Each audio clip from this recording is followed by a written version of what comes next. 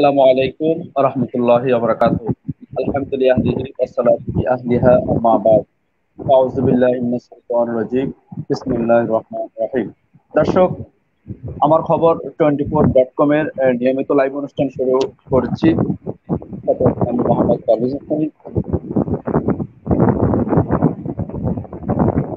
দর্শক, আমার খবর 24.com এর পক্ষ থেকে আমরা এই যাবৎ আমরা প্রোগ্রাম করেছি, বিশেষ করে করোনাকালীন সময়ে প্রশাসনিক পর্যায়ে এবং আলেমদেরকে নিয়ে এবং ছাত্র সংগঠনকে নিয়ে আমরা অনেকগুলো প্রোগ্রাম করেছি। আমরা আশা করব করোনার এই মহামারী কালে এই সচেতনতা ব্যতীত সচেতনতার বিকল্প নেই। অবশ্যই আমাদেরকে সচেতন থাকতে হবে, সুস্থ থাকতে হবে। আমি সকলের সুস্থতা কামনা করছি এবং নেক হায়াত কামনা করছি। দর্শক, আজকে আমাদের লাইভে যে ব্যক্তিদের আমন্ত্রণ জানিয়েছি,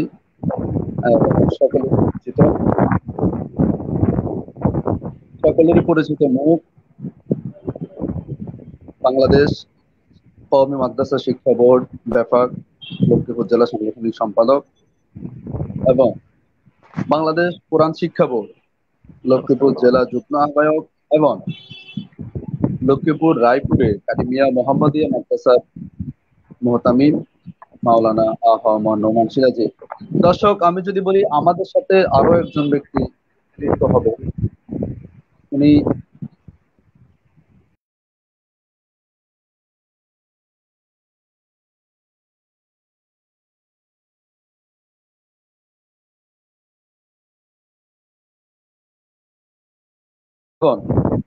ইসলামী আন্দোলন বাংলাদেশ কেন্দ্রীয় কমিটির উপদেষ্টা আল্লামা টেকনিক্যাল প্রবলেমের কারণে এখনো আমাদের সাথে যুক্ত হতে পারে নাই, তবে হ্যাঁ, কিছুক্ষণের মধ্যেই আমার সাথে যুক্ত হয়ে যাবে। দর্শক, অতিথিদের কাছে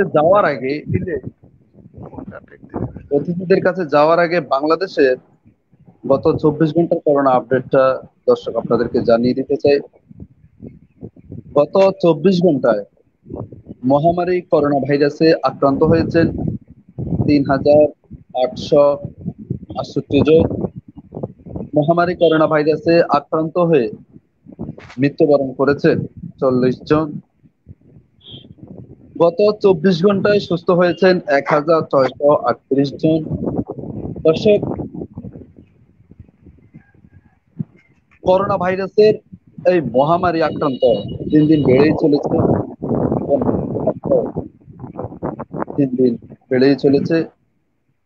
দর্শক, গত এই পর্যন্ত টোটাল বাংলাদেশে করোনা আক্রান্ত প্রায় 30,474 জনের মতো আক্রান্ত হয়েছেন।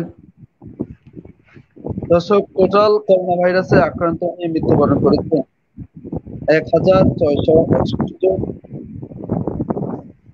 মহামারী করোনা ভাইরাস থেকে সুস্থ হয়ে ফিরেছেন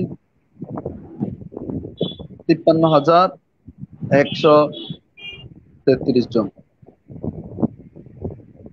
দর্শক, এই হলো গত 24 ঘন্টা এবং টোটাল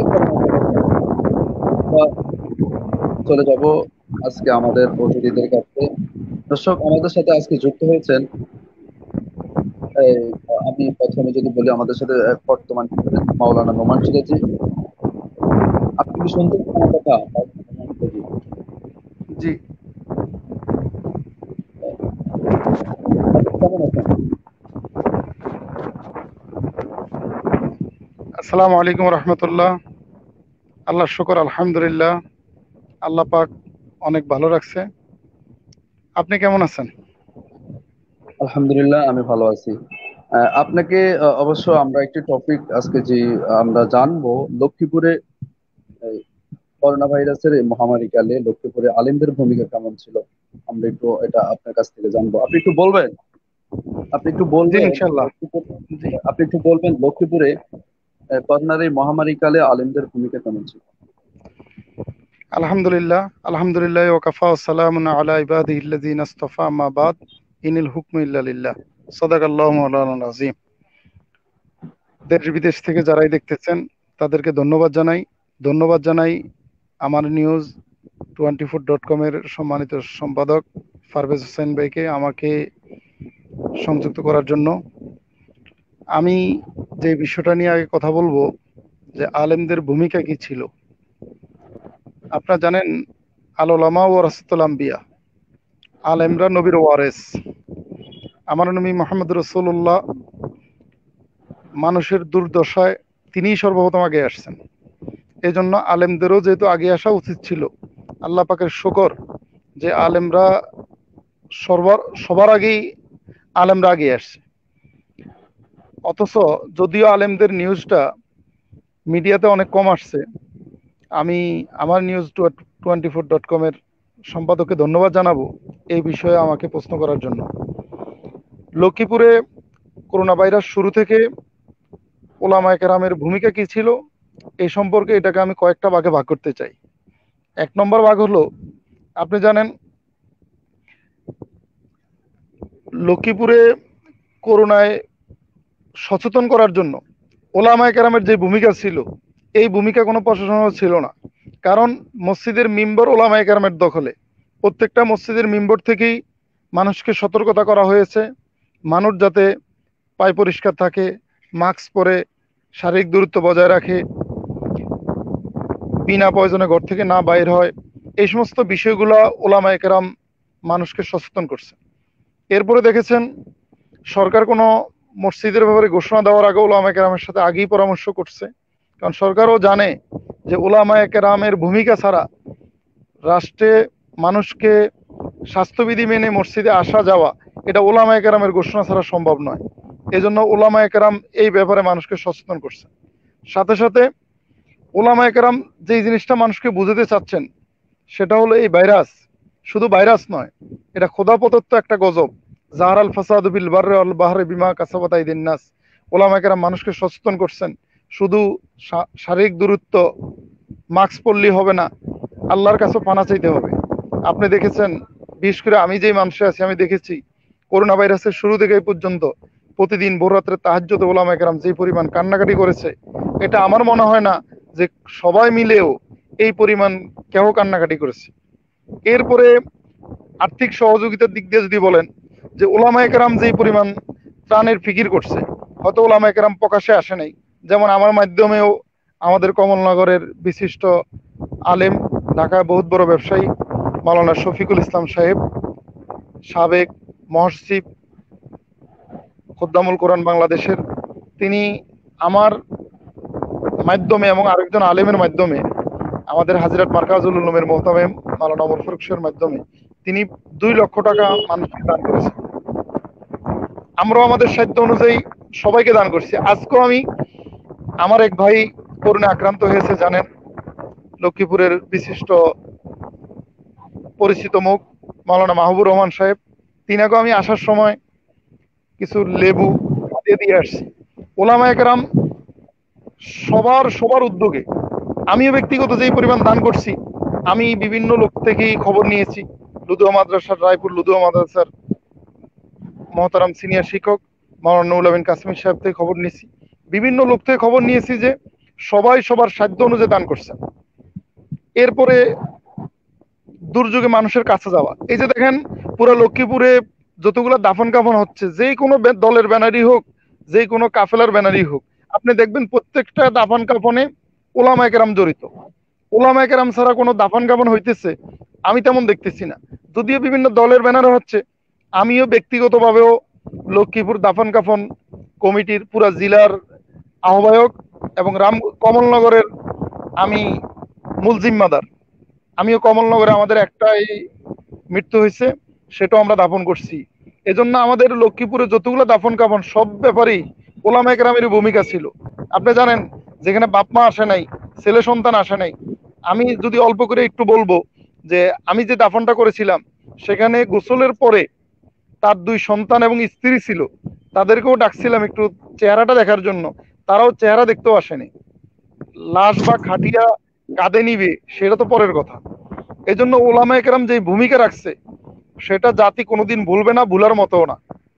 ওলামায়ে কেরামের অল্প ইনকাম থেকেও প্রত্যেকটা ওলামায়ে কেরাম, এমন কাউকেই পাবেন না যিনি অল্প টাকা হলেও মানুষের ত্রাণের জন্য দেয়নি। এজন্য ওলামায়ে কেরামের আরো ভূমিকা দরকার ছিল। এরপরে ওলামায়ে কেরাম যে ভূমিকা রাখছেন আগামী দিনও রাখবেন। এই জন্য আমি ওলামা কল্যাণ পরিষদের ওলামা কল্যাণ পরিষদ সম্পাদক, ওলামা মাশায়েখ আইম্মা পরিষদের সেই কমিটির পক্ষ থেকে ওলামায়ে কেরাম যারা ভূমিকা রাখছেন তাদেরকে আমি এই মুহূর্তে ধন্যবাদ দিতে চাই। আচ্ছা, জি পারবেন। আমি জি আমি আমরা দর্শক আমরা আপনাদেরকে জানিয়ে দিতে পেরেছি লক্ষ্মীপুরে ওলামায়ে কেরামদের ছিল। আমাদের সাথে যুক্ত হবেন আল্লামা খালেদ সাইফুল্লাহ হুজুর, এখন যুক্ত হতে পারে নাই, তবে যুক্ত হবেন। আমি আপনাদের যদি আবার একটি প্রশ্ন করি, সেটা হলো বর্তমান যে পরিস্থিতি, হ্যাঁ, পরিস্থিতির আলোকে অলরেডি শিক্ষা প্রতিষ্ঠানগুলোর পাশাপাশি কওমি মাদ্রাসাগুলোও কিন্তু সরকার বন্ধ ঘোষণা দিছে, যেহেতু কওমি মাদ্রাসাগুলোও কিন্তু অন্যান্য শিক্ষা প্রতিষ্ঠানগুলোর সমান ধাপে। তো এই যে মাদ্রাসাগুলো বন্ধ, মাদ্রাসাগুলো যে বন্ধ, এতে কেমন ক্ষয়ক্ষতি হয়েছে? বিশেষ করে মাদ্রাসাগুলো, কওমি মাদ্রাসাগুলো কেমন ক্ষয়ক্ষতির মধ্যে পড়েছেন এই বন্ধের কারণে? আলহামদুলিল্লাহ, আপনি জানেন যে মাদ্রাসা কওমিয়া সরকারের অনুদানে নয়, দেশের জি দিনদার মুসলিম মানুষের অনুদানেই কওমি মাদ্রাসাগুলো পরিচালিত হচ্ছে। আপনি জানছেন যে গত 17ই মার্চ সরকার কর্তৃক সকল প্রতিষ্ঠান বন্ধর পরে 18ই মার্চ বাংলাদেশের সকল কওমি মাদ্রাসাগুলো বন্ধ ঘোষণা করে দেওয়া হয়। তখন ছিল আমাদের রজবের শেষ সপ্তাহ, এরপরে আমাদের বার্ষিক পরীক্ষা ছিল শাবান মাস, রমজান মাস। একটা কথা হলো, আপনারা কতটুকু বিশ্বাস করবেন জানি না, আমার কাছে এমনটা মনে হয়েছিল যে তলের এলেমদের চোখের পানি কওমি মাদ্রাসার আয় এবং ইনকামের পথ। মাদ্রাসাগুলো বন্ধ হয়ে যাওয়ার পরে মাদ্রাসাগুলো চলাকালীন মানুষ যেই পরিমাণ মানুষের দান সদকা করতো, মাদ্রাসা বন্ধ হয়ে যাওয়ার কারণে এই দান সদকাটা পুরো বন্ধ হয়ে গেছে। সাথে সাথে আপনারা জানেন যে সকল কওমি মাদ্রাসাগুলো রমজানে যেই পরিমাণ মানুষ দান করে, রমজানে একটা কওমি মাদ্রাসার সম্পূর্ণ খরচের 1/3 রমজানে কালেকশন হয়। এই বছর রমজানেও কোনো কালেকশন না হওয়ার কারণে কওমি মাদ্রাসাগুলো অর্থনৈতিক এমন সংকটে পড়ছে যেটা হয়তো কারোর কাছে প্রকাশ্য করে না, কিন্তু আল্লাহ পাকের শুকরিয়া, সেটা হলো আল্লাহ তাআলা বলছেন আমি মানুষদেরকে সুখে এবং দুঃখে পরীক্ষা করব। এজন্য কওমি প্রত্যেকটা উলামায়ে কেরাম মনে করে যে আল্লাহ পাকের পরীক্ষা, এজন্য আমরা সবর করি। রাসূল করিম সাল্লাল্লাহু আলাইহি ওয়াসাল্লাম বলছেন আমার মন চায় একবেলা ভালো করে খাই আর শুকরিয়া আদায় করি, আরেক বেলা উপোস থেকে সবর করি। তো কওমি মাদ্রাসাগুলোর অর্থনৈতিক বিশাল ক্ষয়ক্ষতির সম্মুখীন হয়েছে, যেটা পুষে নেওয়ার মতো না।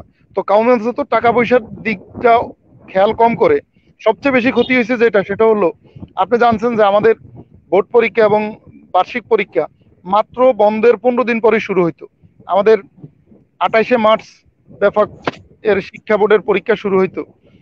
এই যে পরীক্ষার আগ মুহূর্তে যেই পরিমাণ পড়ালেখা হইতো, আমাদের এক মাসে যেই পরিমাণ ছাত্ররা পড়ালেখা করে, মনে হয় না যে গত 3 মাসও এই পরিমাণ পড়ালেখা করে। এজন্য পড়ালেখার যে ক্ষতি হয়েছে, যেটা কোনোদিন পূরণ হওয়ার মতো নয়। সাথে সাথে আমাদের সবচেয়ে বেশি ক্ষতি হয়েছে আমাদের হেফজোখানা, হেফজো মাদ্রাসাগুলা। আপনি জানেন আমাদের লক্ষ্মীপুর জেলায় হেফজো মাদ্রাসা, সারা বাংলাদেশে যে হেফজো মাদ্রাসাগুলো আছে, যাদের 8 পারা, 10 পারা, 19 পারা এরকম মুখস্থ হয়েছিল, হেফজোখানায় এক একটা সবক, আপনি যদি হাফেজ হন তাহলে তো অবশ্যই জানার কথা, হাফেজ সাহেবরা ভালো করেই জানে যে 7 দিনের আগের দিনের আগের সবক, 7 দিনের সবক, গতকালকের সবক, কয়েকবার ছাত্ররা সবক শুনাইতে হয়। যে সবকগুলোর কারণে ছাত্রদের ইয়াদ থাকে। এই জন্য কওমি মাদ্রাসার লাখ লাখ শিক্ষার্থী, তাদের শিক্ষা জীবন বন্ধ হয়ে যাওয়ার কারণে তারা যে যে পরিমাণ মুখস্থ করছে সেটাও ভুলে গেছে। যার কারণে আপনি জানেন একটা নতুন মুখস্থ করা যত সহজ, পুরাতন কিছু ভুলে গেলে সেটা মুখস্থ করা আরো কঠিন বিষয়। এই জন্য সারা দেশের কওমি মাদ্রাসার হেফজো বিভাগের ছাত্ররা সবচেয়ে বেশি সম্মুখীন হয়েছে, ক্ষতিগ্রস্ত হয়েছে। যে লাখ লাখ হাফেজ তৈরি হতো, যাদের মধ্যে অনেকেই হয়তো জোরে যাবে বলে আমাদের সন্দেহ হচ্ছে। আল্লাহ পাক প্রত্যেকটা শিক্ষার্থীকে কবুল করুক, তারা যাতে আবার না জোরে মানুষে আসতে পারে। এজন্য পড়ালেখার যে ক্ষতি হয়েছে এটা পূরণ হওয়ার মতো নয়। এজন্য কওমি মাদ্রাসার আর্থিক ক্ষতির চেয়েও পড়ালেখার ক্ষতিটা আমাদের প্রত্যেক শিক্ষকের অন্তরে দরদ লাগতেছে।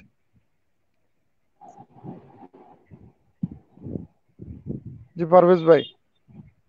হ্যাঁ, আমাকে এই প্রশ্নটা অনেকেই করেছে, অনেক কওমি মাদ্রাসার প্রধান শিক্ষকরা আমাকে অনেকে ফোন করেছে, ফোন দিয়ে আমার কাছে বিষয়টা জানিয়েছে যে আসলে আমরা আর্থিক যে সহযোগিতাটা পেতাম, বিশেষ করে কওমি মাদ্রাসাগুলোর মূল যে উৎস সেটা সেটা রমজান মাসে আর কি, যেটা অর্থ যেটা আঞ্জাম দেয় সেটা রমজান মাসে ওরা ব্যবস্থা করে।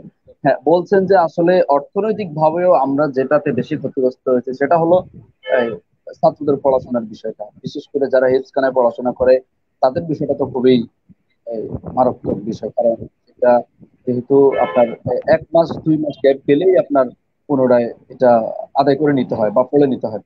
যাই হোক, আমরা চাচ্ছি যে করোনা এই মহামারী থেকে, যেহেতু করোনার করোনাটাও আল্লাহ এবং পবিত্র কোরআন নাজিল এটাও আল্লাহ, সবকিছু আল্লাহ।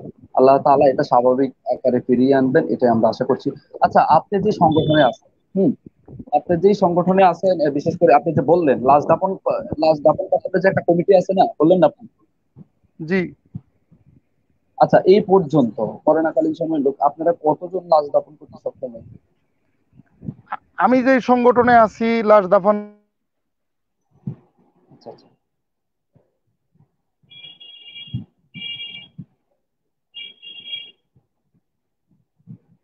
স্বেচ্ছাসেবক টিম,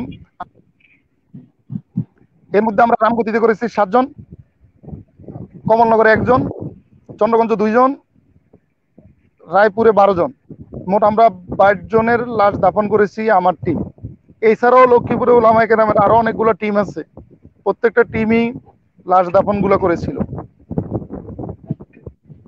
আচ্ছা আমরা আচ্ছা। সম্পূর্ণ তাহলে নিজস্ব অর্থায়নে, আপনাকে একটা বলে রাখি, আমরা যে লাশ দাফন করেছি এখানে আমরা সরকার থেকে কোনো সাহায্য সহযোগিতা নেই নাই, এবং অভিভাবক যাদের লাশ দাফন করছি তাদের থেকেও আমাদের কোনো চাওয়া পাওয়ার ছিল না। আমাদের সম্পূর্ণ নিজস্ব আচ্ছা অর্থায়নে আমরা লাশগুলো আচ্ছা, দাফন করি। আমরা আমরা যেমন এই লাশ দাফন কাফনের মধ্যে ইসলামিক ফাউন্ডেশনেরও মোটামুটি ভূমিকা ছিল, এটা আমরা ভিডিও লক্ষ্য করেছি যে আপনাদেরও মোটামুটি ভূমিকা ছিল। এই লাশ দাফন কাফনের সুরক্ষা সামগ্রীর যে বিষয়টা, এটা একেবারেই আমি মনে করি আপনারা নেন নাই, কিন্তু এটা আপনারা পাওয়ার যোগ্য। হ্যাঁ, আপনারা নেন নাই, এটা ঠিক আছে, কিন্তু এটা পাওয়ার যোগ্য। যেহেতু আপনারা আপনাদের লাশ দাফন কাফন কমিটির লিস্ট অলরেডি জেলা পরিষদে গেছে, জেলা পরিষদ বা লক্ষ্মীপুর জেলা সিভিল সার্জনের কাছে এটা জমা আছে অলরেডি। তো এই যে তাদের মাধ্যমে বা তাদের কাছ থেকে কোনো সুরক্ষা সামগ্রী কি আপনাদেরকে দেওয়া হয়নি, বা আপনাদেরকে কোনো ইনভাইট করা হয়নি? আসলে আমি বলতেছিলাম যে অর্থনৈতিক যে খরচটা হয়েছে, যেমন ভাড়া, আমাদের যাতায়াত, ওগুলো আমরা সরকার থেকে নিইনি, কিন্তু আমাদেরকে সরকার পিপি, মাস্ক এগুলো দিয়ে সরকার সহযোগিতা করছে। আমি কমলনগরে যেখানে ছিলাম, কমলনগরের ইউনো মহোদয় আমাদেরকে সার্বিক সহযোগিতা করছেন। যদিও ওনাদের কাছে পর্যাপ্ত পরিমাণ পিপি ছিল না, ওনারা 2টা দিয়েছেন, পরে হাসপাতাল থেকে 2টা দিয়েছে। যদিও আমাদের একটা লাশ দাফন করতে কমসে কম 7টা পিপির প্রয়োজন হয়। এই জন্য আমরা আবার সরকার যতটুকু সম্ভব সরকার দিচ্ছে পিপি, মাস্ক। কিন্তু আমি বলতেছিলাম যে অর্থনৈতিক যে খরচটা, ধরেন আমাকে এক উপজেলায় যাওয়া, আমার যাতায়াত খরচ, এই সমস্ত বিষয়টা আমরা সরকার থেকে চাইনি, নিজস্ব অর্থায়নে আমরা খরচ করেছি। আর ব্যক্তিগতভাবে আমার টিমের জন্য আমরা আমরা স্থায়ী পিপির ব্যবস্থা করতেছি, স্থায়ী চশমার ব্যবস্থা করতেছি। এই সমস্ত বিষয়গুলো আগামী 1 সপ্তাহের ভিতরে আমরা করে ফেলবো। সরকার যদি দিতে ব্যর্থ হয় তবুও যাতে আমরা কারোর লাশ দাফন করতে আমরা কোনো ব্যাগ পেতে না হয়। তবে সরকার এই পর্যন্ত আমাদেরকে পিপি দিয়ে সহযোগিতা করেছে, মাস্ক দিয়ে সহযোগিতা করেছে, মাথার টুপি দিয়েছে। এটার জন্য আমরা সরকারকেও ধন্যবাদ জানাই। আচ্ছা আচ্ছা, ঠিক আছে। সেটা আহ, আহ, এই যে আমি যদি আপনাকে আরো একটা কথা বলি, সেটা হলো কওমি মাদ্রাসার সমস্যার যে বিষয়টা, এটা অবশ্যই দর্শকদেরকে আমরা আপনার মাধ্যমে অন্তত এটা জানিয়ে দিতে পেরেছি কওমি মাদ্রাসা কি পরিমাণ সমস্যার সম্মুখীন হয়েছে, অর্থনৈতিক ভাবেও বা পড়াশোনার ছাত্রের দৃষ্টিকোণ থেকে হোক। আচ্ছা, এই যে শিক্ষকরা, আমরা যতটুকু খবর নিয়েছি যে এই শিক্ষকরা, তারা দেখা গেছে কোথাও যেতে পারে না, কারো কাছে চাইতে পারে না। বিশেষ করে নুরানি মাদ্রাসার যে শিক্ষকরা আছেন, তারা খুব একটা একটা বিপদের সম্মুখীন হয়েছেন। এটা আমার কাছে অনেকেই অনেকভাবে ফোন করেছে, এবং আমাকে অনেকে নিউজ করার জন্য বলেছে যে মসজিদের আলেম, হ্যাঁ, মসজিদের ইমাম, খতিব, তারপরে মুয়াজ্জিন, হ্যাঁ, খাদেম যারা আছে, বা নুরানি মাদ্রাসার যে শিক্ষকরা, এদেরকে নিয়ে লেখালেখি করার জন্য আমি লেখালেখি করেছি। আচ্ছা, যাই হোক, এখন এই যে আপনার আলেমরা, এই যে যারা চাকরি নেই। হ্যাঁ, অনেক দীর্ঘ 3 মাস, 3.5 মাস, 4 মাসের মতো চাকরি নেয়, বা তারা চাকরিচ্যুত, চাকরি নাই, তারা বাড়িতে বসে আছে। এই যে তাদের চলাফেরা, একটা ফ্যামিলি, পরিবার পরিজন নিয়ে তাদেরকেও কিন্তু চলতে হয়। আসলে সেটা কতটুকু ক্ষতিগ্রস্তের মধ্যে পড়েছে আলেমরা, বিশেষ করে মাদ্রাসার যে শিক্ষকরা আছে। আপনি জানেন যে আমাদের দারুল উলুম দেওবন্দ কওমি মাদ্রাসার সবচেয়ে উম্মুল মাদারেস দেওবন্দ থেকে গত পরশুদিন একটা ফতুয়া জারি করছেন যে কওমি মাদ্রাসার শিক্ষকদের বেতন দেওয়া লাগবে। এই জন্য যেই মাদ্রাসাগুলা সম্ভব হুজুর শিক্ষকদের যাতে বেতনটা দিয়ে দেয়। আল্লাহ পাকের শুকর, আমার কারিমিয়া মোহাম্মদিয়া মাদ্রাসা রায়পুর, আমি মে মাস পর্যন্ত বেতন ফুল ক্লিয়ার করেছি গত মাস পর্যন্ত, এবং এই জুন মাসেরও হাফ বেতন আমি আলহামদুলিল্লাহ শিক্ষকদেরকে বাড়িতে পৌঁছে দিয়েছি। এই জন্য যা আমরা আহ্বান জানাবো, যে সকল মাদ্রাসার অর্থনৈতিক অবস্থা সচ্ছল, দেওয়া সম্ভব, তাদেরকে বেতন দিতেই হবে। কিছু হয়তো চিন্তা করতেছে যে এরা ক্লাস করতেছে না, এদেরকে কেন বেতন দিব, এই বিষয়টা দারুল উলুম দেওবন্দের ফতুয়াতে ক্লিয়ার বা পরিষ্কার হয়ে গেছে। এজন্য তাদেরকে বেতন দেওয়া লাগবে। হ্যাঁ, যে মাদ্রাসাগুলোর অর্থনৈতিক অবস্থা অনেক দুর্বল, শিক্ষকদেরকে দেওয়ার মতো কোনো ব্যবস্থা নেই, দেশের বিত্তশালী যারা আছেন তারা অবশ্যই আগে আসা উচিত, তাদের আগে আসা দরকারও। ইতিমধ্যে আপনি জানেন আমি বেফাকের লক্ষ্মীপুর জেলা সাংগঠনিক সম্পাদক। বেফাক সারা দেশে কওমি মাদ্রাসাগুলোর শিক্ষকদের সার্বিক সহযোগিতার জন্য 3 কোটি টাকা বাজেট ঘোষণা করছে। যে বাজেটটা আগামী কাল আমাদের কেন্দ্রীয় মিটিং আছে, আশা করি আগামী পরশুদিন থেকে এই অল্প কিছু অর্থ প্রত্যেকটা কওমি মাদ্রাসা পেয়ে যাবেন। আর এর মধ্যে আমাদের লক্ষ্মীপুরের যারা অর্থশালী বিত্তশালী আছেন বা বড় বড় মাদ্রাসা যেগুলো আছে, আপনার বলে রাখি একটা কথা, সেটা হলো কেন জানি আমার মনে হচ্ছে মাদ্রাসা যত বড় হয় তত অভাব কম হয়। কারণ যেখানে মানুষ বেশি হয় সেখানে ছাত্রদের চোখের পানিও বেশি, দোয়াও বেশি। এই জন্য বড় মাদ্রাসাগুলোর অভাবও কম। এই জন্য প্রত্যেকটা বড় মাদ্রাসা খবর নিয়ে দেখলাম তারা মোটামুটি স্বচ্ছ।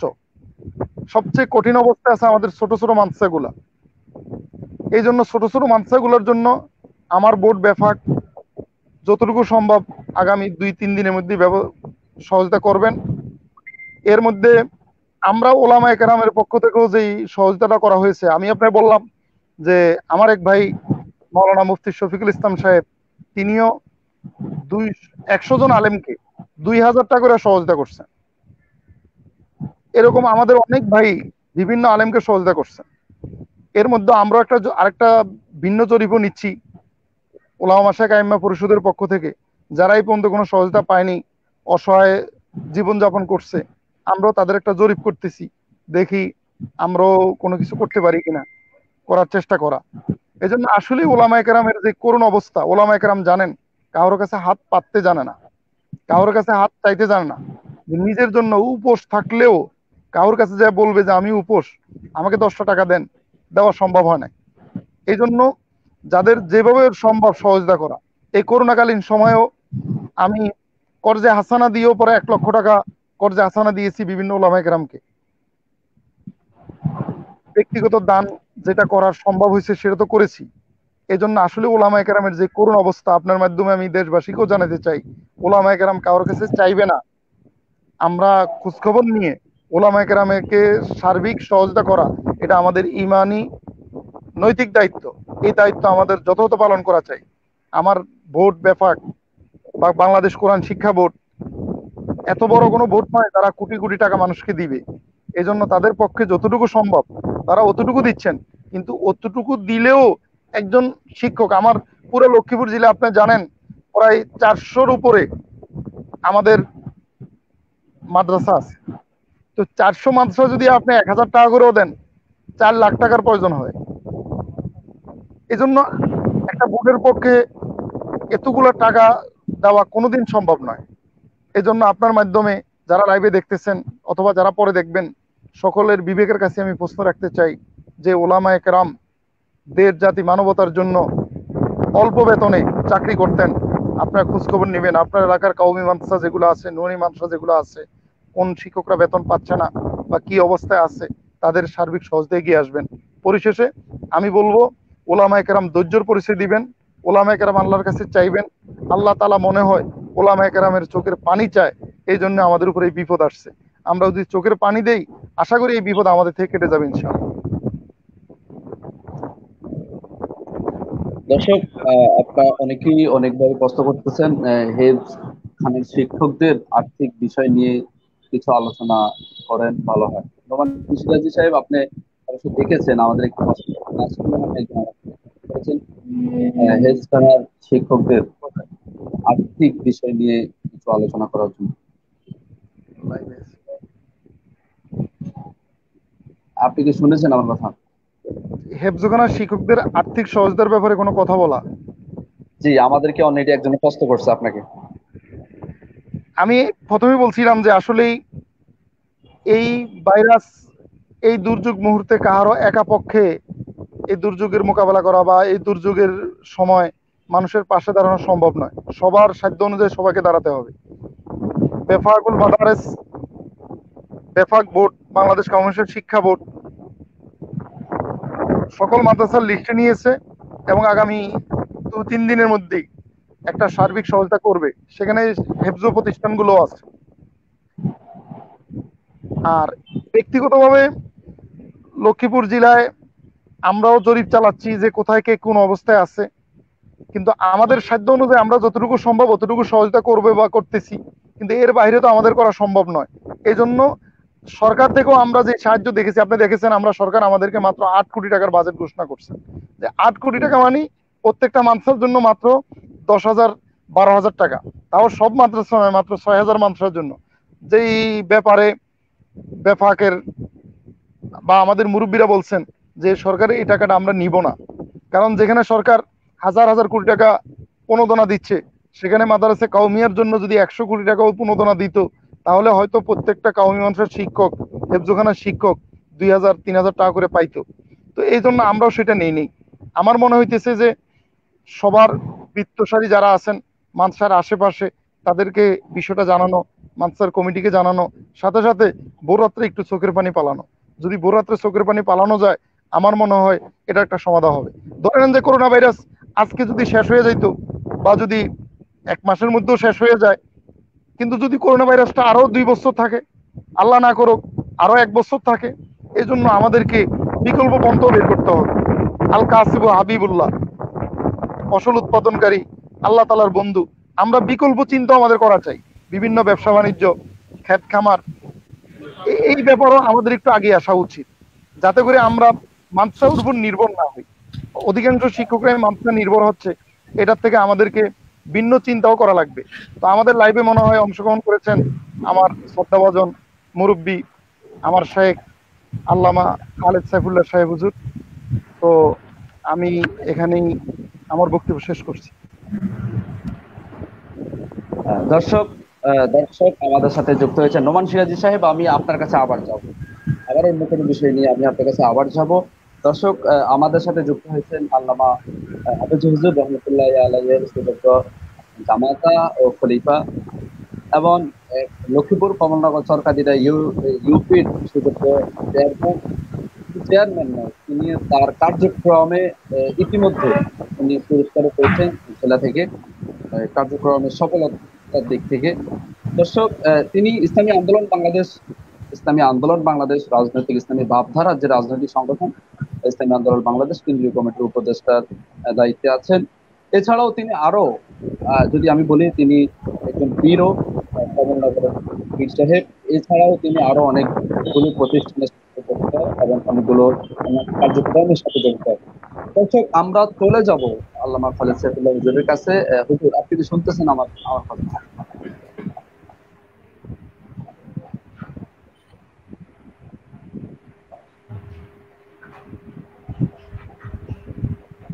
আসসালামু আলাইকুম হুজুর।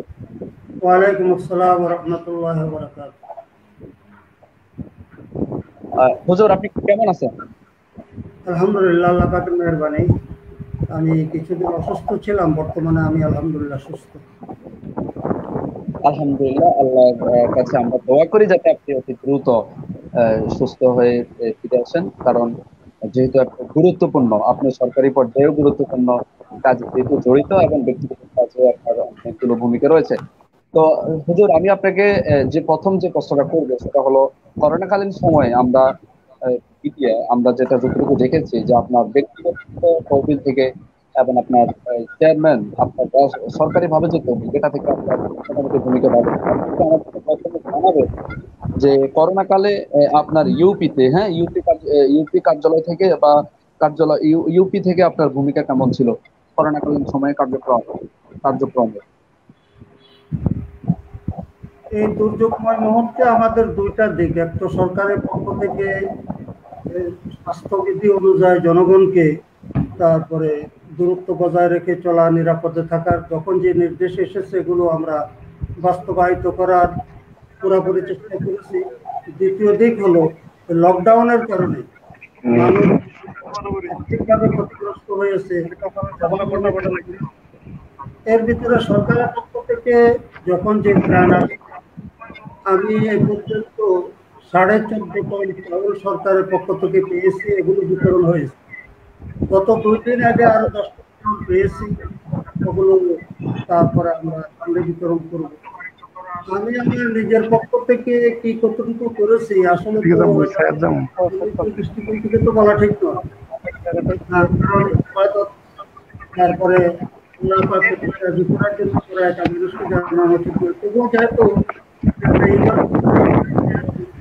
আমার অনেক ভক্ত মহিউদ্দিন যারা তারা জানতে চান আমি এই দুর্যোগময় মুহূর্তে কি করেছি। আমি আমার নিজের পক্ষ থেকে লক্ষাধিক টাকা জনগণের হাতে সরকারি ত্রাণের সাথে সাথে 100, 200, 500 টাকা করে তারপরে মানুষের হাতে তুলে দেওয়ার চেষ্টা করেছি।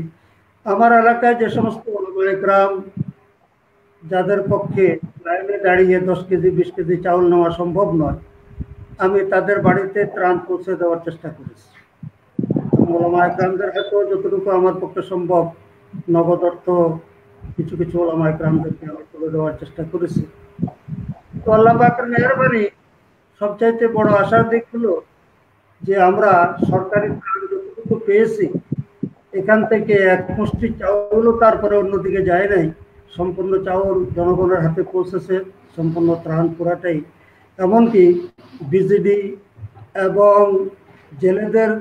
জেলে কার্ডদারদের তারপরে যে প্রায় একবার 32 টন চাউল আরেকবার 39 টন চাউল যেগুলো এসেছে, এই দুইবারে আমার ক্যারিং খরচ প্রায় 50,000 টাকার উপরে আমার ক্যারিং খরচ গিয়েছে।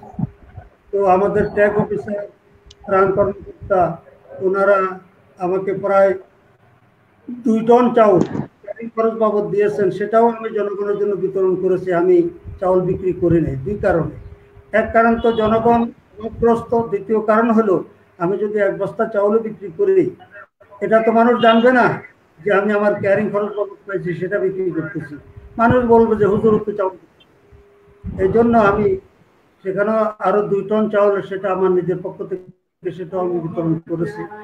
তো আল্লাহ পাকের মেহেরবানি, আমি আল্লাহ পাকের শুকরিয়া আদায় করতেছি যে আমি ঘোষণা করেছিলাম যে আমার ঘরে 1 মুঠো চাউল থাকা অবস্থাও কাদিরাইনার কোনো লোক না খেয়ে থাকতে হবে না।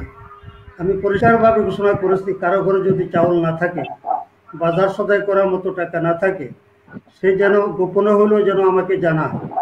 আমার পক্ষে যতটুকু সম্ভব আমি তার সহযোগিতা করব, সাহায্য করব। তো আল্লাহ পাকের মেহেরবানি, এমন হয় নাই যে কোনো ব্যক্তি আমার কাছে এসেছে আমি তার সহযোগিতা করতে পারি নাই। কিছু না কিছু জনগণের হাতে তুলে দেওয়ার মতো সবসময় আমার কাছে আমি মজুদ রেখেছি, এখনো আমার কাছে কিছু মজুদ আছে। আমি আল্লাহ পাকের শুকরিয়া আদায় করি, এই দুর্যোগের মুহূর্তে জনগণের পাশে দাঁড়ানোর তৌফিক আল্লাহ পাক আমাকে দিয়েছেন। এবং আমাদের এলাকায় আমার সহযোগী যারা, তারাও পুরাপুরিভাবে অক্লান্ত পরিশ্রম করে তারপরে জনগণের কাছে ত্রাণ পৌঁছে দেওয়ার চেষ্টা করছে, আমার সহযোগিতা করেছে। আমি তাদেরও শুকরিয়া আদায় করি, আল্লাহ দোয়া করি আল্লাহ পাক তাদেরকেও দ্বীনি খিদমতের তৌফিক দান করেন। জি আচ্ছা আচ্ছা হুজুর, আমি আপনাকে একটা প্রশ্ন করি, সেটা হলো যে কার্যক্রমগুলো করেছেন এই কার্যক্রমে পাশাপাশি যে সকল রাজনৈতিক সংগঠন আছে যেমন আওয়ামী লীগ, বিএনপি, আপনার কার্যক্রমে তারা সন্তুষ্ট? আমি বিষয়টা পুরোপুরি বুঝতে পারিনি, আবার বলুন। বিষয় হলো আপনার যে কার্যক্রম করেছেন করোনাকালীন সময়ে, আপনি যে কার্যক্রমগুলো করেছেন এই কার্যক্রমগুলো আপনার পাশাপাশি যে সকল রাজনৈতিক সংগঠন আছে যেমন আওয়ামী লীগ, বিএনপি বা অন্যান্য যে সকল রাজনৈতিক দল আছে আপনার কার্যক্রমে তারা কতটুকু সহযোগিতা করেছে? হ্যাঁ, আমার এলাকাতে দলমত নির্বিশেষে সকলেই তারপরে আমার পাশে ছিলেন, আমার সাথে সহযোগিতা করেছেন। তো বিএনপি তো মাঠে তেমন তৎপর নয়, বিশেষ করে আওয়ামী লীগ, তারপরে যুবলীগ, ছাত্রলীগ, এরাও তারপরে আমার সাথে সহযোগিতা করেছে সাধারণ। হ্যাঁ, এবং আওয়ামী লীগের সভাপতি যিনি অত্যন্ত আমার নিকটের লোক, ওনাকে সাথে নিয়ে আমি ত্রাণ বিতরণ করেছি, সকলে সহযোগিতা করেছে আমার সাথে। আচ্ছা, এই আমি আপনাকে যেহেতু আপনি এই বয়সে এসে নির্বাচন করলেন এবং আপনি আপনার কার্যক্রমগুলো সুন্দরভাবে চালিয়েছেন, এতে আমি মনে করি আপনার কোনো সমস্যা হচ্ছে না। আচ্ছা, আপনার দায়িত্ব পালনে কোনো ধরনের সমস্যা হচ্ছে কি? আমার দায়িত্ব পালনে একটি মাত্রই সমস্যা আমি যেটা দেখতেছি, যে একটা অঘোষিত আইন দেশে চালু রয়েছে, যে সরকারি বরাদ্দ যে টাকা বিভিন্ন প্রকল্পে বরাদ্দ দেওয়া হয় তার বিরাট একটা অংশ অফিসকে দিতে হয়। আমি এটাই আমার এই কার্যক্রম পরিচালনার মধ্যে সবচাইতে বড় তারপরে বিপত্তি বলে মনে করতেছি। আমার কাছে খুবই বেদনাদায়ক। যেমন আমি উদাহরণস্বরূপ বলতেছি যে আমার এখানে হতদরিদ্র কর্মসূচির বছরে 2টা বাজেট আমরা পেয়ে থাকি। যেমন এই বছরও আমরা প্রথম ধাপে পেয়েছিলাম 15,36,000 টাকা, দ্বিতীয় ধাপের ইয়েটা আমরা এই বছর বাদ দিয়েছে, আমরা পাই নাই। তো এখানে 20 থেকে 25% টাকা অফিসকে দিতে হয়, অন্যান্য ক্ষেত্রেও তাই। আমি এবার হতদরিদ্র কর্মসূচি নয়, এই টাকাটা দিতে আমি একটু দেরি করেছি, টাকাটা দেই নাই, যার কারণে 2-3 মাস আমাকে একটু তারপরে ব্যাক পাইতে হয়েছে। আমি ওনাদেরকে বলেছিলাম যে যারা বিলকুল কাজ করে না তাদের কাছ থেকে যে পরিমাণ টাকা চান, যে পরিমাণ টাকা নেন, আমি কতটুকু কাজ করেছি, কত পার্সেন্ট কাজ করেছি, ওই হিসাবে আপনি আমাকে বলেন। তো এটাই আমি তারপরে বলবো, আমি সরকারের কাছে দাবি জানাবো এটাই, যে সরকারের গোয়েন্দা বিভাগ রয়েছে, এই যে এত বড় বাজেট তারপরে পেশ করা হলো, এই বাজেটের শতকরা কত ভাগ টাকা জনগণের কাজে লাগবে আর কত ভাগ টাকা লুটপাট হবে। আমি এটাই তারপরে সরকারকে অনুরোধ করব, বাজেটের আয়তন কম হোক, পরিমাণ কম হোক, কিন্তু সঠিকভাবে টাকা যেন কাজে লাগে। আমি এই প্রসঙ্গে একটি কথা বলবো, আমি নির্বাচিত হওয়ার আগেই, আজ থেকে 15-20 বছর আগেরই ঘটনা, ঢাকা এক হাসপাতালের একজন ডাক্তার, উনি তারপরে আমার খুবই পরিচিত তবলিগ হাফিজুর, তো ওনার ওই বিভাগে 50 লক্ষ টাকার যন্ত্রপাতি কিনা হয়েছে, ওনার কাছে বাউচার পেশ করা হয়েছে 50 কোটি টাকা। উনি আরদাবাদ মাদ্রাসা ফতোয়ার জন্য গিয়েছিলেন যে আমি যদি দস্তখত না করি তাহলে চাকরি থাকবে না আমার, আর আমি যদি দস্তখত করি তাহলে আল্লাহ পাকের দরবারে কি জবাব দেব। তো কোথায় 50 লক্ষ আর কোথায় 50 কোটি, এইভাবে যদি হরিলুট হয় তাহলে এত বড় আয়তনের বাজেট পেশ করে লাভ কি? আমি এটাই তারপর আপনাদের মাধ্যমে তারপর সরকার বাহাদুরকে এটাই আমি অনুরোধ করব যে অন্তত আমার ক্ষেত্রে বা আমার মতো আরো 2-4-5-10 জন যারা আছে, যারা নিষ্ঠার সাথে সরকারি কাজে লাগাতে চায়, অন্তত অফিস যেন আমাদের কাছে কোনো কিছু দাবি না করে, শতভাগ যেন আমরা কাজ করতে পারি। জি আচ্ছা আচ্ছা, আমি একটু মাওলানা নোমান সিরাজের কাছে যাচ্ছি। জি না না, আপনি না, আমি একটু যে মাওলানা নোমান সিরাজি। আচ্ছা আচ্ছা, জি হ্যালো, শুনতে পাচ্ছি। আচ্ছা, আপনি একটু বলবেন আগামীতে লক্ষ্মীপুরে আলেম ওলামাদের ভূমিকা কেমন থাকবে? আবার বলেন। লক্ষ্মীপুরে আগামীতেও আলেম ওলামাদের ভূমিকা কেমন থাকবে? লক্ষ্মীপুরে বিশেষ করে দাফন কাফনের বিষয়টা আলেম ওলামারা সবসময় অতীতেও ছিল, সামনেও থাকবে। দ্বিতীয়ত, দুর্যোগে মানুষের পাশে দাঁড়ানোর জন্য ওলামায়ে কেরাম তাদের সাধ্য অনুযায়ী ইনশাল্লাহ সামনে থাকবে।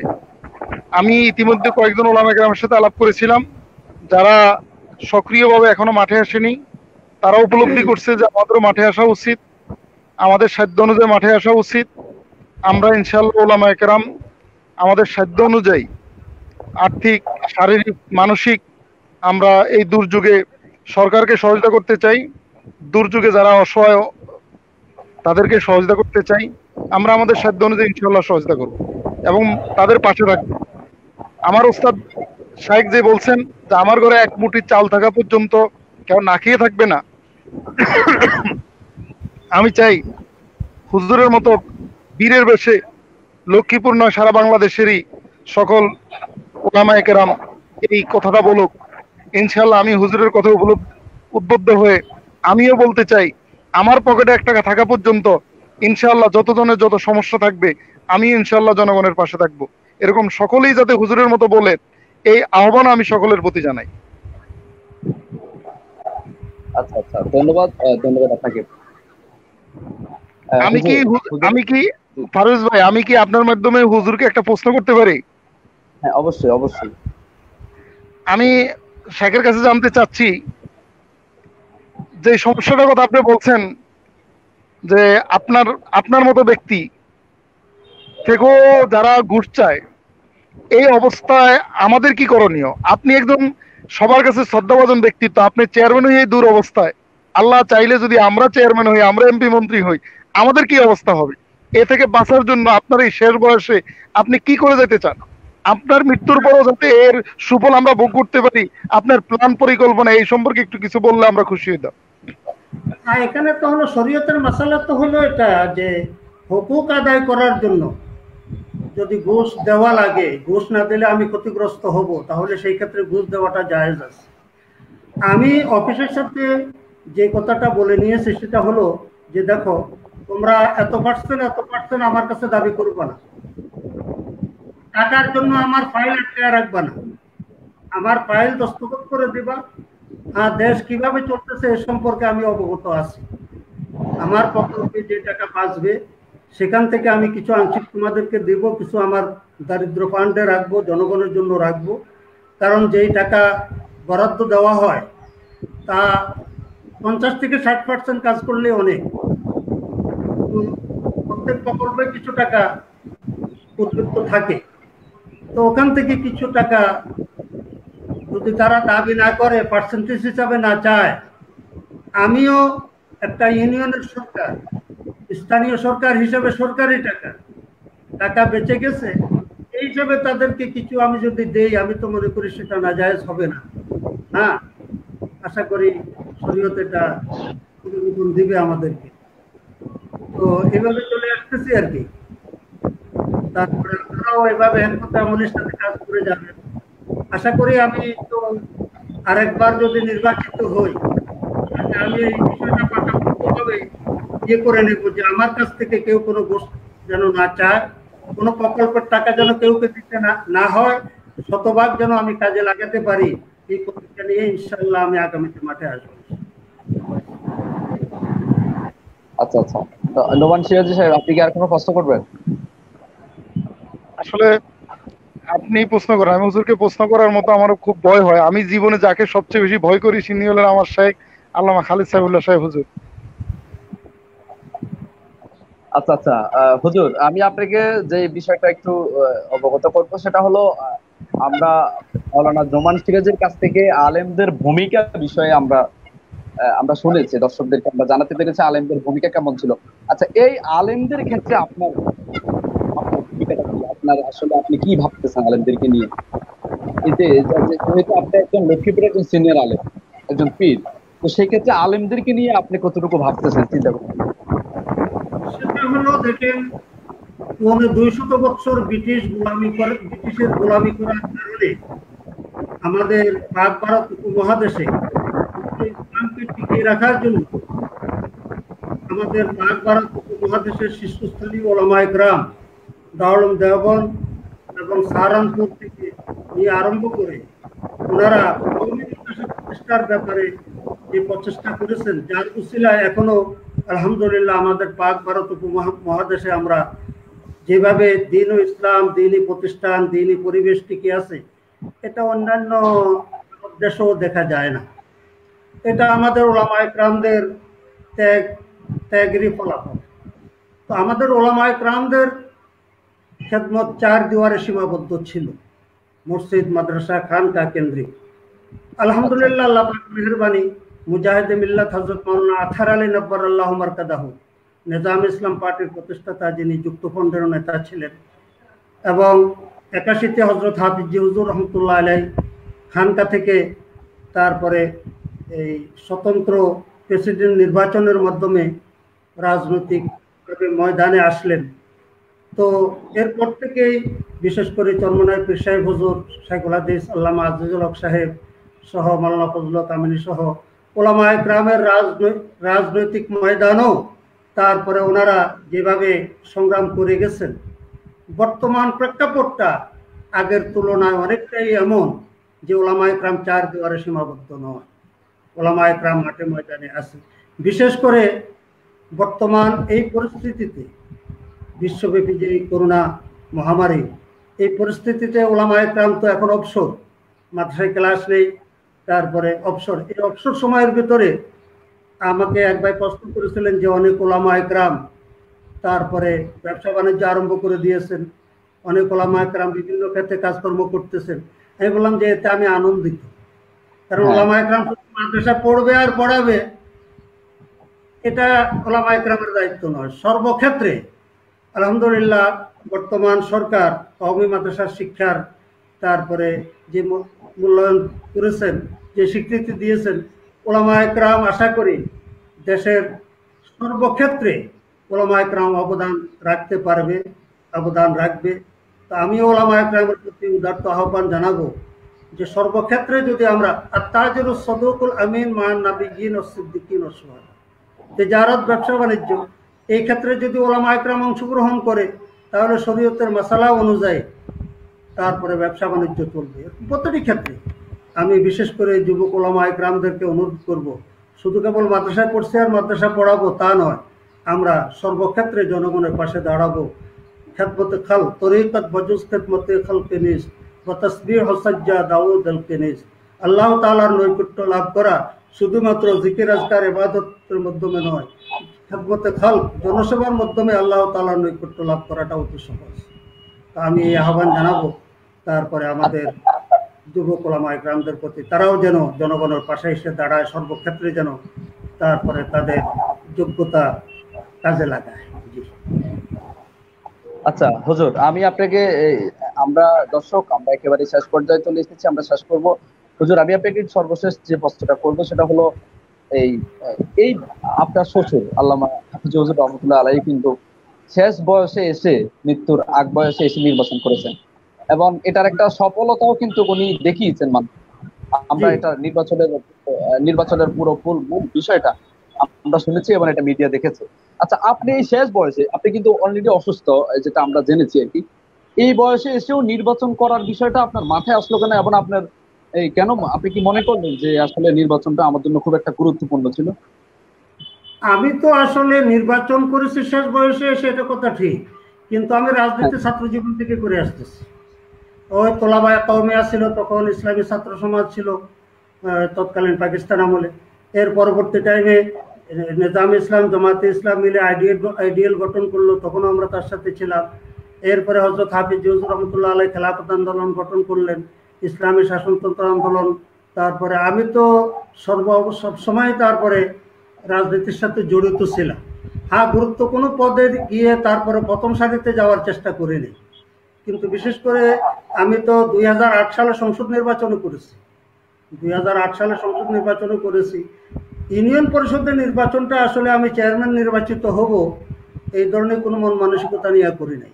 আমি ইউনিয়ন পরিষদের নির্বাচন আসলে যখনই যে নির্বাচন এসেছে, আমি নির্বাচনগুলো এই জন্য করেছি যে নির্বাচনকে কেন্দ্র করে জনগণের সামনে দেশে যে ঘুষ, দুর্নীতি, জুলুম, নির্যাতন চলতেছে এই সম্পর্কে কোরআন হাদিসের আলোকে জনগণকে যেভাবে তারপরে বোঝানো সম্ভব, ওয়াজ মাহফিলে কিন্তু সেটা সম্ভব হয় না। ওয়াজ মাহফিলে 2, 4, 5, 10 মিনিট রাজনৈতিক আলোচনা করলেই তারপরে মানুষ একটু এই চেঁচামেচি আরম্ভ করে, হুজুর রাজনৈতিক আরম্ভ করতে, রাজনৈতিক বিষয়ে কথাবার্তা বলতেছে। আসলে আমি নির্বাচন করেছি তারপরে ঘুষ, দুর্নীতি, জুলুম, নির্যাতন সম্পর্কে জনগণকে সচেতন করার জন্য। ইউনিয়ন পরিষদ নির্বাচনের সময় আমি বলেছি আমার লক্ষ্য এবং উদ্দেশ্য, আমি দেশ এবং জাতিকে ঘুষ দুর্নীতি মুক্ত একটি ইউনিয়ন পরিষদ উপহার দিতে চাই। তো আলহামদুলিল্লাহ, আল্লাহ পাকের মেহেরবানি, আমি চেয়ারম্যান নির্বাচিত হয়েছি, কিন্তু আমার তারপরে 9 জন পুরুষ মেম্বার, 3 জন মহিলা মেম্বার, 12 জন সদস্য যারা আছে, তারা আমাকে বলে যে হুজুর আপনি বিনা পয়সা নির্বাচিত হয়েছেন। আমরা তো বিনা পয়সা নির্বাচিত হইতে পারি নাই, আমাদের 7, 8, 10 লাখ টাকা খরচ করে আসতে হয়েছে। হ্যাঁ, তো এই জন্য আমি আশা করি শতকরা 50 ভাগ ঘুষ দুর্নীতি মুক্ত আমার ইউনিয়ন। বাকিটাও ইনশাআল্লাহ আশা করি ইনশাআল্লাহ আগামীতে যদি আবার নির্বাচন করার সুযোগ পাই, আমি তো আশা করি আগামীতে আমার পরিষদের সদস্য যারা, তাদেরকেও তারপরে আমার মতো আমার মন মানসিকতা নিয়ে আশা করি যারা নির্বাচনে আসবে, আশা করি তারাই নির্বাচিত হবে। তো এখন মানুষ অনেকে জিজ্ঞাসা করে যে হুজুর নির্বাচন করবেন কিনা। আমি বলি আমার তো বিশ্বাসেরও বিশ্বাস নেই, যখন সময় আসে তখন বলবো কি করবো। আচ্ছা হুজুর, আমি আপনাকে আরো একটা কথা বলি, সেটা হলো আপনার যে রাজনৈতিক সংগঠন ইসলামী আন্দোলন বাংলাদেশ, চরমোনাই পীর সাহেবের যে ইসলামী ভাবধারার যে রাজনৈতিক সংগঠন, এই ইসলামী আন্দোলন বাংলাদেশেরই কিন্তু একজন চেয়ারম্যান আপনি। আমরা দেখেছি আওয়ামী লীগ থেকেও চেয়ারম্যান আছে, বিএনপি থেকে আছে, বা সকল দলের যে দলেরই কিন্তু আপনার চেয়ারম্যান, মেম্বার, এমপি সকল দলেরই আছে। এখন বিষয় হলো আপনার যে মূল দল ইসলামী আন্দোলন বাংলাদেশ, এটার যে লক্ষ্য উদ্দেশ্য, যেমন আমরা শুনেছি, আপনার কেন্দ্রীয় অনেক নেতাদের সাথে কথা হয়েছে যে জাহিলিয়াতে সকল প্রকার আধিপত্যের অবসান ঘটিয়ে কোরআন সুন্নাহ অনুযায়ী আপনার রাষ্ট্র পরিচালনা করা, আপনার যে রাষ্ট্র পরিচালনা করা, আপনার সমাজ পরিচালনা করা, এই আপনার যে নীতি এবং যে নীতির সাথে আপনার যে আপনার চেয়ারম্যান এটা আপনি পরিচালনা করছেন, এটা আপনি মনে করেন কি যে সকল স্থানে, সকল ইউনিয়নে, ওয়ার্ডে, সকল তারপরে আপনার উপজেলা কেন্দ্রিক এমন আপনাদের মতো আপনার দলের যে যারা প্রার্থী আছেন তাদের মতো আসলে লোক প্রয়োজন কিনা সকল স্থানে, সকল সেক্টরে? আসলে মূল বিষয়টা হলো আমাদের ওলামায়ে কেরাম বা ইসলামী দলগুলো যে রাজনীতি করতেছে, আমি পরিষ্কার বলবো এটা দড়ি মাছ না চুই পানি। এই ফিল্ডে যতটুকু ত্যাগ স্বীকার করা দরকার, কতটুকু ত্যাগ স্বীকার মন মানসিকতা নিয়ে ইসলামী রাজনৈতিক দলগুলোতে তারপরে নেতৃস্থানীয় যারা আছেন এনারা দায় সারাভাবে কোনো রকম রাজনীতি করে যাচ্ছে। মনে কিছু করবেন না, আমি আমার দলের নেতাদের সম্পর্কে বলি। আমার দলের নেতারা যখন যেখানে যে এলাকায় যান সেখানে রাজনৈতিক প্রোগ্রাম হয়, কিন্তু ওনারা ওখানে কিন্তু রাজনৈতিক প্রোগ্রামের উদ্দেশ্যে যান না। মুজাহিদ কমিটির মাধ্যমে সেখানে ওয়াজ মাহফিলে যান, ওই সুযোগে রাজনৈতিক একটা প্রোগ্রাম করে। এই অবস্থাতে তো তারপরে সফলতা আসবে না। এটাকে যখন আমার এখানে যে নির্বাচন, আমার ইউনিয়নে যেটা হয়েছে, নোমান সিরাজ সাহেব তো তারপরে এটা সম্পূর্ণ প্রত্যক্ষদর্শী। হ্যাঁ, আমার এখানে যে নির্বাচন করেছি, দল কিন্তু আমাকে নির্বাচন করতে বলে না ইউনিয়ন পরিষদ। আমি নিজেই উদ্যোগ নিয়েছি, এবং এমনকি আমার দলের নেতৃস্থানীয় লোকজন, আমি যে নির্বাচিত হব বা তার নির্বাচিত হওয়ার সম্ভাবনা আছে, এটাও ওনারা বিশ্বাস করতে পারেননি। এমনকি আমার নায়েবে আমির সাহেব দুপুর 12টার সময় যখন কথা বলতেছি নির্বাচনের দিন, তখন তিনি আশ্চর্যান্বিত হয়ে বললেন, হুজুর কি বলেন, সুষ্ঠু নির্বাচন হচ্ছে? কি বলেন, আসলে কি নির্বাচন সুষ্ঠু হইতেছে? আসলে বাস্তব হলো কি, হ্যাঁ, ইয়া তন রেসাদ বাজানা ইয়া জাজতন বরায়াত দস্তাজ তলব নাদারাম তাকারে মান বরায়াত। হাফেজ সিরাজ রহমতুল্লাহ আলাইহি বলছেন যে এই প্রতিজ্ঞা করে নামতে হবে, হয় আমার দেহ থেকে প্রাণ বের হয়ে যাবে, নতুবা তারপরে আমি সফল হওয়া পর্যন্ত আমি ময়দান ছাড়বো না, ময়দানে থাকবো। এই মন মানসিকতা নিয়ে কয়জন রাজনীতি করতেছে আর কয়জন নির্বাচন করতেছে? আমার এলাকায় কি করে এটা সম্ভব হলো? আমার প্রতিদ্বন্দ্বী যারা ছিলেন, আওয়ামী লীগের 2 জন প্রতিদ্বন্দ্বী, একজন নমিনেশন নেওয়ার জন্য 1,20,00,000 টাকা দেওয়ার জন্য প্রস্তুত ছিলেন, কিন্তু তিনি নমিনেশন পান নাই। হ্যাঁ, আরেকজন পেয়েছেন। তো সেখানে আল্লাহ পাকের মেহেরবানি কিভাবে সফলতা আসবো? আমি বলেছি আমি কাপনের কাপড় পরে মাঠে নামবো, কিভাবে ভোট কেন্দ্র দখল হয় আমি দেখব। আমি আমার কর্মীদেরকে বলেছি 3 হাত 3.5 হাত করে বাঁশের লাঠি বানিয়ে নাও, এটা সুন্নত। আমি জনগণকে বলেছি যে বাইতুল মুকাররম মসজিদে জুমার নামাজ পড়েছেন? হ্যাঁ পড়েছি। খতিব সাহেবের হাতে কি দেখেছেন? লাঠি দেখেছেন? তো মসজিদ আবাদতের জায়গায় লাঠি কেন? আমার পেয়ারা রাসূলের সুন্নাহ। আমি আমার কর্মীদেরকে বলছি প্রত্যেকে বাঁশের লাঠি বানায়। আমি রাস্তার পাশে বসে বসে, আমার মসজিদের কাজ হয়েছিল সেন্টারিং এর বাস করছে, ওই বাঁশের আগা কেটে কেটে আমি নিজে রাস্তার পাশে বসে বসে লাঠি বানাইছি যে সবাই দেখুক যে হুজুর করতো। কিন্তু আমি নির্বাচনে আগের দিন বলেছি যে আমরা মায়ের খাবো, কাউকে মায়ের দিব না। আমাদের লাঠি কারো গায়ে আঘাত করার জন্য নয়, কেউ যেন আমাদের উপরে আঘাত করতে না পারে। আমি বলেছি কাপনের কাপড় পরে নামবো, মার্কেটে বাজারে কাপনের কাপড় শেষ হয়ে গেছে, আমার কর্মীরা কাপনের কাপড় নিয়েছে। প্রশাসন বাধ্য হয়েছে নিরপেক্ষ নির্বাচন করতে। এরকম পদক্ষেপ নিয়ে কয়জন আলেম নামছেন? ইসলামী দলের কয়জন লোক মাঠে নেমে জানবে জিজ্ঞাসা করে, তাহলে সফলতা কিভাবে আসবে? আমি এটাই আহ্বান করব যে দড়ি মাছ নাসুই পানি হলে তো হবে না, ইসলাম প্রতিষ্ঠা করার জন্য যা করা দরকার ত্যাগ স্বীকার করতে হবে। জি হ্যাঁ হ্যাঁ, অবশ্যই অবশ্যই। আপনার ছোটবেলার যে রাজনীতি ইতিহাস, তা অবশ্যই আপনি আমাদেরকে জানিয়েছেন। ইসলামী আমি আপনাকে আপনার যে মূল দল ইসলামী আন্দোলন বাংলাদেশ, এই নির্বাচনে, গত যে জাতীয় নির্বাচন হয়েছে, এই নির্বাচনে প্রায় ইসলামী যে গত নির্বাচনে ইসলামী আন্দোলন বাংলাদেশ 300 আসনে পাচ্ছে। এটা আমরা মনে করি এবং আমরা মিডিয়ারা মনে করি যে ইসলামী আন্দোলনের যে একটা সফলতা, তারা 300 আসনে প্রার্থী দিতে পেরেছে। ইসলামী আন্দোলন কতটুকু সামনের দিকে এগোচ্ছে? এটাকে আমি পুরো সফলতা মনে করব না। 300 আসনে প্রার্থী দিলাম, একটা আসনও ছিনিয়ে নিতে পারলাম না, তাহলে কেন? যেখানে জানি যে পরাজয় হব, যুদ্ধে পরাজিত হবে, সেই যুদ্ধে যাওয়া ঠিক নয়। বিএনপি ঘোষণা দিয়েছিল তারপরে তারা কেন্দ্র পাহারা দিবে। আমাদের ইসলামী আন্দোলন কি করেছে? এই নির্বাচনে আমি পক্ষপাতী নয়। এইভাবে 300 আসনে তারপরে আমাদের মাইকিং হয়েছে, প্রচারণা চলছে, কিন্তু আমরা সরকারের বিরুদ্ধে যে নির্বাচন করেছি আমরা ওইভাবে মাঠে নামতে পারি না।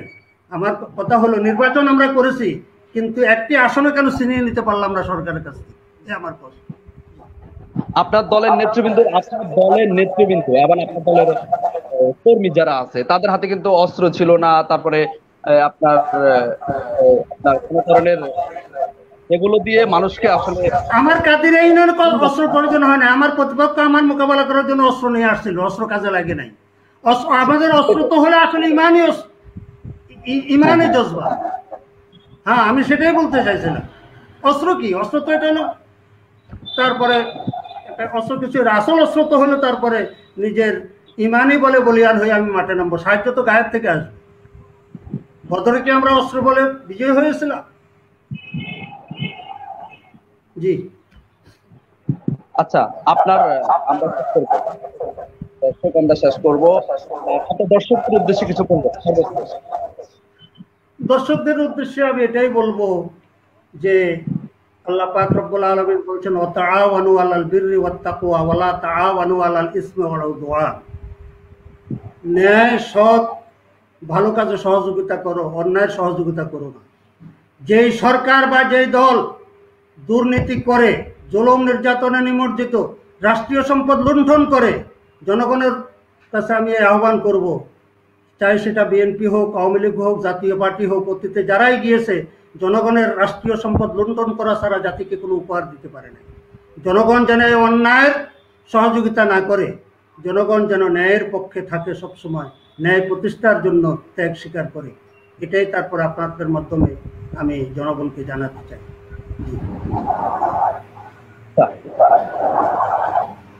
দর্শক, আমরা একেবারে আমরা শেষ করব। আমরা আজকে যে আমন্ত্রণ জানিয়েছি আমরা লাইভে, আমি ধন্যবাদ জানাই আল্লামা খলিফা জামাতা ও খলিফা আল্লাহ হুজুরকে আমাদের দেওয়ার জন্য। আমি ধন্যবাদ জানাচ্ছি মাওলানা নোমান সিরাজীকে। করোনাকালে আলেমদের ভূমিকা নিয়ে তিনি আমাদের আলোচনা করেছেন। আমরা আশা করব সব সময় আমরা করোনাকালীন সময়ে করোনার ইস্যু নিয়ে করোনাকালীন বিষয়গুলো সবসময় থাকবো। আমরা আপনাদের জানিয়ে দেওয়ার চেষ্টা করবো।